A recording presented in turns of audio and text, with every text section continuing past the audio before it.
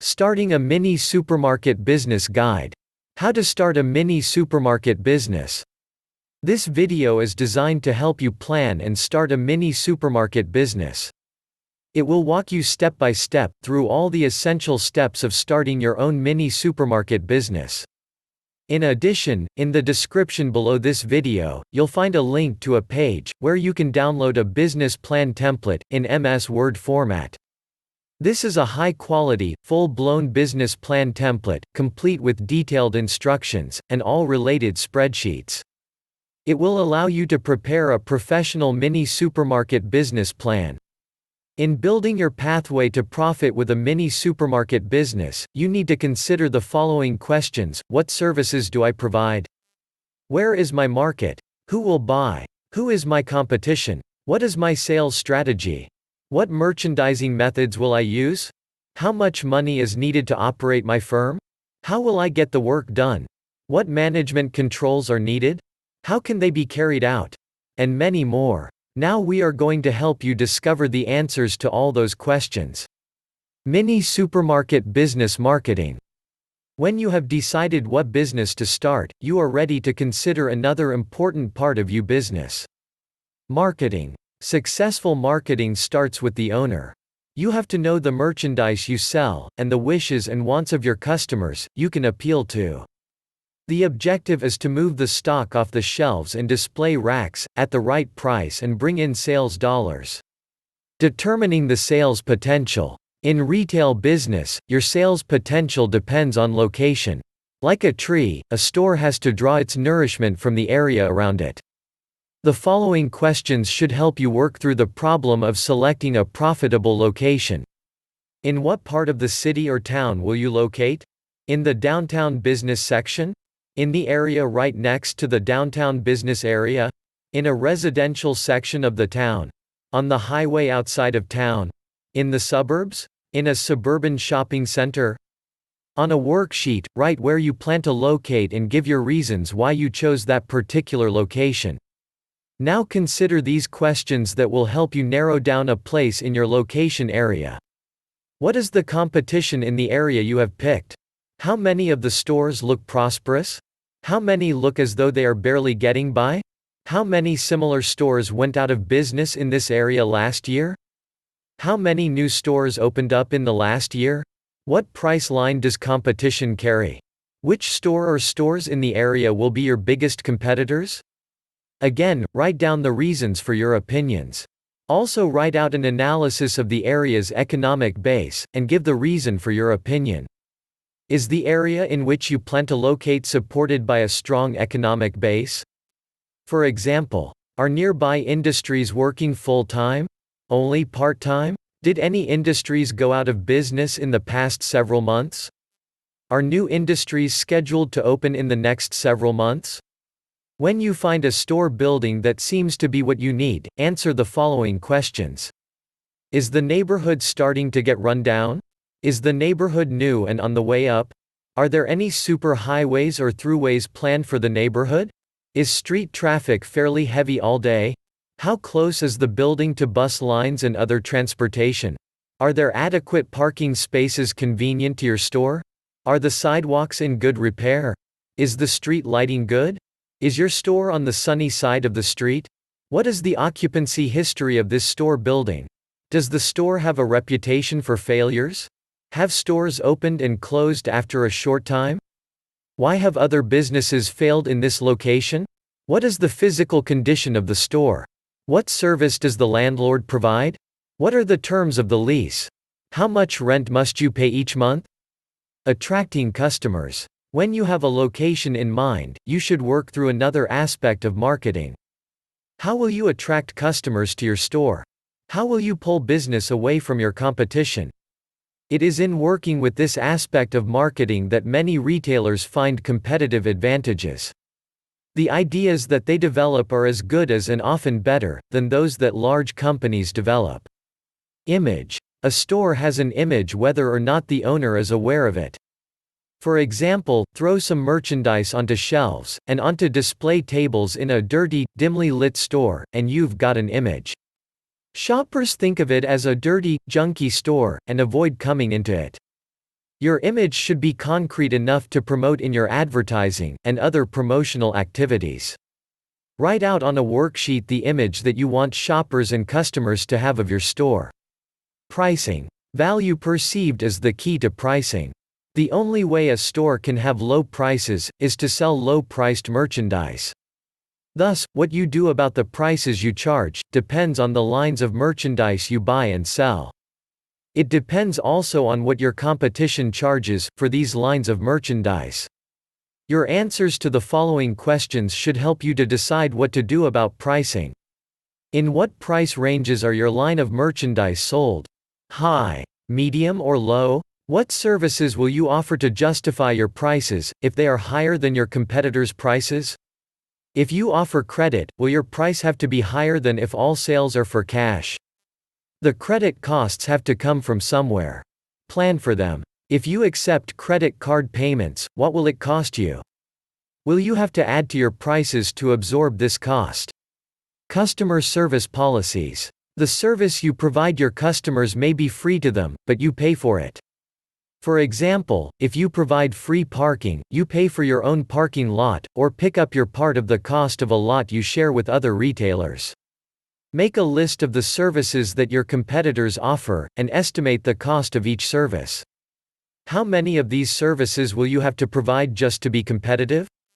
Are there other services that would attract customers, but that competitors are not offering? If so, what are your estimates of the cost of such services? Now list all the services you plan to offer, and the estimated costs. Total this expense and figure out how you can include those added costs in your prices, without pricing your merchandise out of the market.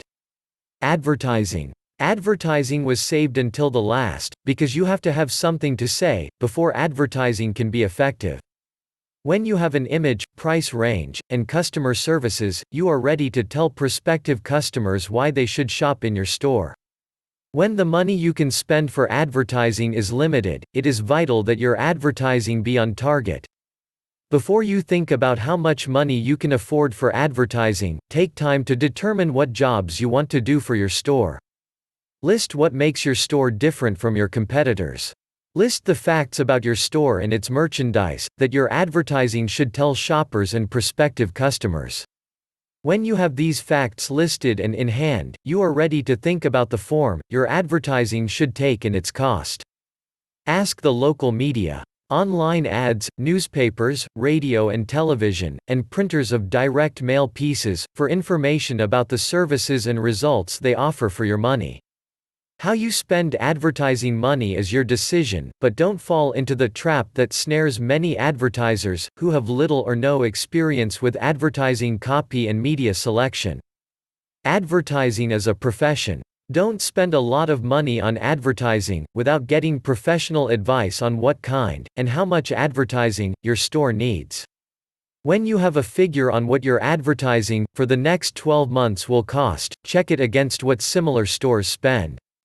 No single expense item should be allowed to get way out of line, if you want to make a profit. Your task in determining how much to spend for advertising comes down to the question, how much can I afford to spend, and still do the job that needs to be done?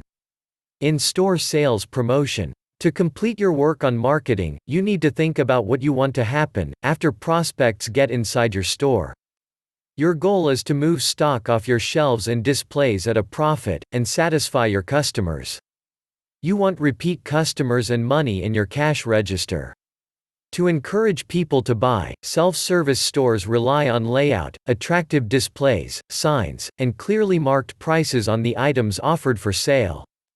Other stores combine these techniques with personal selling. List the display counters, racks, special equipment, and other fixtures. Figure the cost of all fixtures and equipment by listing them on a worksheet.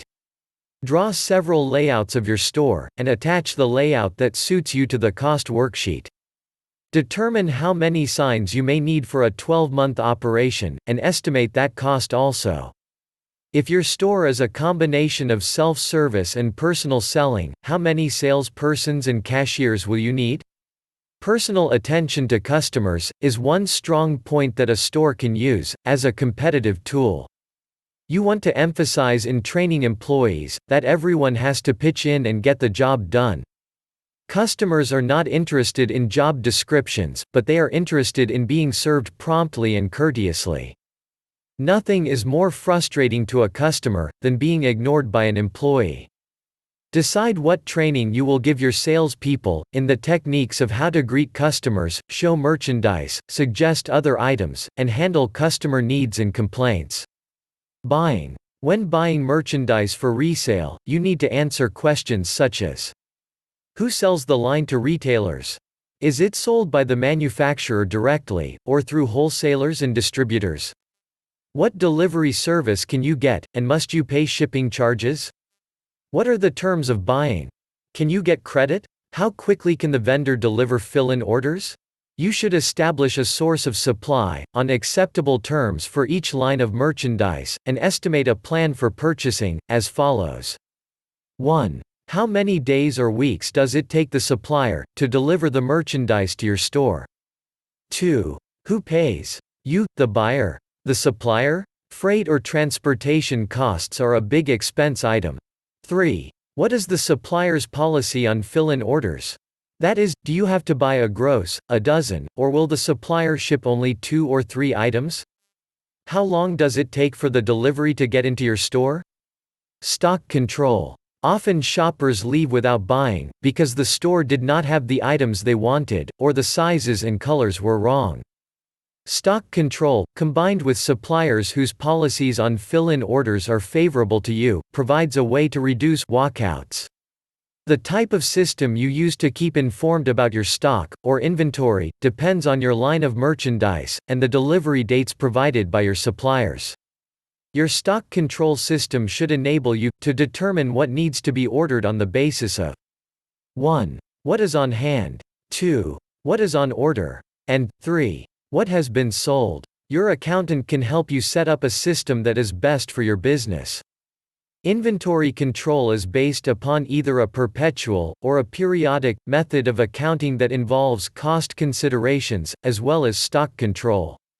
When you have decided what system you will use to control stock, estimate its cost. You may not need an extensive and expensive control system, because you do not need the detailed information such a system collects.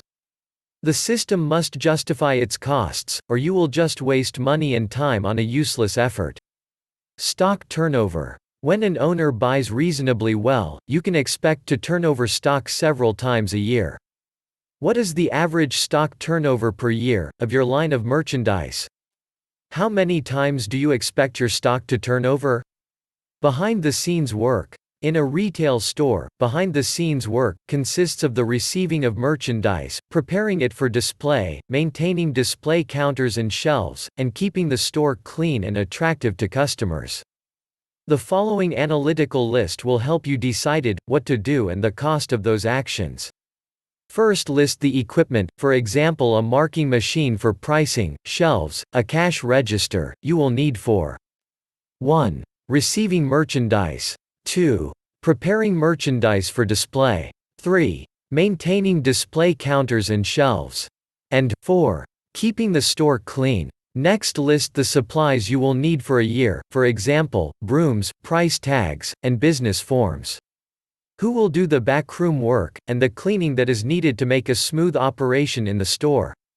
If you do it yourself, how many hours a week will it take you? Will you do these chores after closing? If you use employees, what will they cost? On a worksheet, describe how you plan to handle these tasks. List and analyze all expense items in the same manner.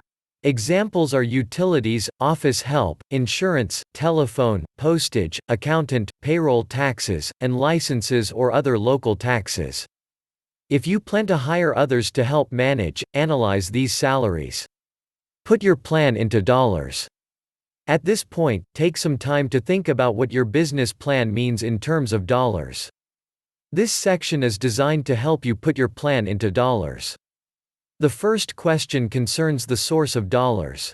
After your initial capital investments in a retail store, the main source of money is sales. What sales volume do you expect to do in the first 12 months? Startup costs. List the following estimated startup costs: fixtures and equipment, starting inventory, decorating and remodeling, installation of equipment, deposits for utilities, legal and professional fees, licenses and permits, advertising for the opening, accounts receivable, operating cash, other costs. Whether you have the funds, say in savings, or borrowed the money, your new business will have to pay back startup costs. Keep this fact in mind as you work on estimating expenses and on other financial aspects of your plan. Expenses. In connection with annual sales volume, you need to think about expenses. If, for example, you plan to do sales amounting to $1 million per year, what will it cost you to do this amount of business? How much profit will you make? A business must make a profit or close. Here's a list of possible expenses you will need to take into account. Payroll and other employee expenses.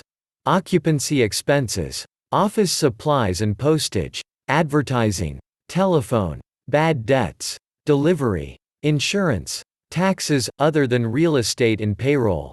Interest. Depreciation, other than real estate. Supplies. Legal and accounting expenses. Dues and subscription. Travel, buying, and entertainment. In classified expenses. Cash forecast. A budget helps you to see the dollar amount of your expected revenue and expenses each month. Then from month to month the question is, will sales bring in enough money to pay for the store's bills? The owner must prepare for the financial peaks and valleys of the business cycle. A cash forecast is a management tool that can eliminate much of the anxiety that can plague you if your sales go through lean months. Is additional money needed? Suppose at this point that your business needs more money than can be generated by present sales. What do you do? If your business has great potential, or is in good financial condition, as shown by its balance sheet, you will borrow money, from a bank most likely, to keep the business operating during startup and slow sales periods. The loan can be repaid during the fat sales months, when sales are greater than expenses. Adequate working capital is needed for success and survival. But cash on hand, or the lack of it, is not necessarily an indication that the business is in bad financial shape. A lender will look at your balance sheet to see the business's net worth, of which cash and cash flow are only a part. The balance sheet statement shows a business's net worth, financial position, at a given point in time, say at the close of business at the end of the month, or at the end of the year. Control and feedback. To make your plan work, you need feedback. For example, the year-end profit and loss statement shows whether your business made a profit or took a loss for the past 12 months. Don't wait 12 months for the score. To keep your plan on target, you need readings at frequent intervals. An income statement compiled at the end of each month, or at the end of each quarter, is one type of frequent feedback. Also, you must set up management controls that help you ensure that the right things are done each day and week. Organization is needed because you as the owner cannot do all the work. You must delegate work, responsibility, and authority. The record-keeping systems should be set up before the store opens. After you're in business, it is too late. The control system that you set up should give you information about stock, sales, receipts, and disbursement. The simpler the accounting control system, the better. Its purpose is to give you current useful information. You need facts that expose trouble spots. Outside advisors, such as accountants, can help. Stock control. The purpose of controlling stock is to provide maximum service to your customers. Your aim should be to achieve a high turnover rate on your inventory. The fewer dollars you tie up in stock, the better. In a store, stock control helps the owner offer customers a balanced assortment, and enables you to determine what needs ordering on the basis of 1. What is on hand, 2. What is on order, and 3. What has been sold. When setting up inventory controls, keep in mind that the cost of the stock is not your only cost. There are inventory costs, such as the cost of purchasing, the cost of keeping stock control records, and the cost of receiving and storing stock. Sales. In a store, sales slips and cash register tapes give the owner feedback at the end of each day. To keep on top of sales, you need answers to questions, such as, how many sales were made? What was the dollar amount? What were the best-selling products? At what price? What credit terms were given to customers? Receipts. Break out your receipts into receivables, money still owned such as a charge sale, and cash. You know how much credit you have given, how much more you can give, and how much cash you have with which to operate.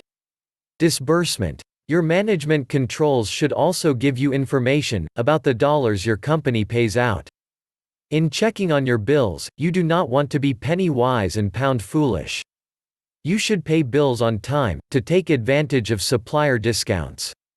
Your review systems should also give you the opportunity to make judgments on the use of the funds. In this manner, you can be on top of emergencies, as well as routine situations. Your system should also keep you aware that tax monies, such as payroll income tax deductions, must be set aside and paid out at the proper time. Break-even. Break-even analysis is a management control device that approximates how much you must sell in order to cover your costs with no profit and no loss. Profit comes after break-even. Profit depends on sales volume, selling price, and costs. Break-even analysis helps you to estimate what a change in one or more of these factors will do to your profit. Put your plan into action. When your plan is as thorough and accurate as possible, you are ready to put it into action. Keep in mind that action is the difference between a plan and a dream.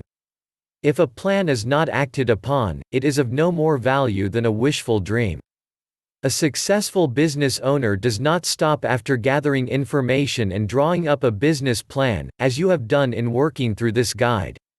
Use the plan.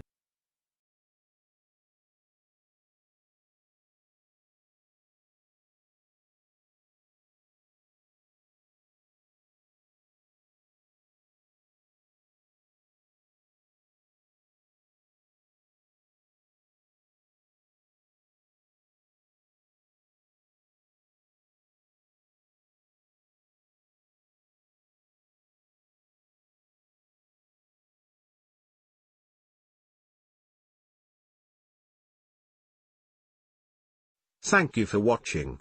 Please like this video.